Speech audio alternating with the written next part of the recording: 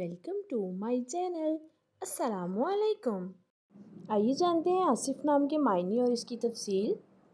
हमारा आज का बेबीज बॉयज़ नेम है आसिफ। आसिफ के इंग्लिश में स्पेल्स हैं ASIF, आसिफ।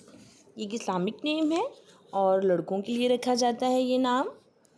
इस नेम के मायने हैं काबिल आदमी, हुनरमंद। आसिफ।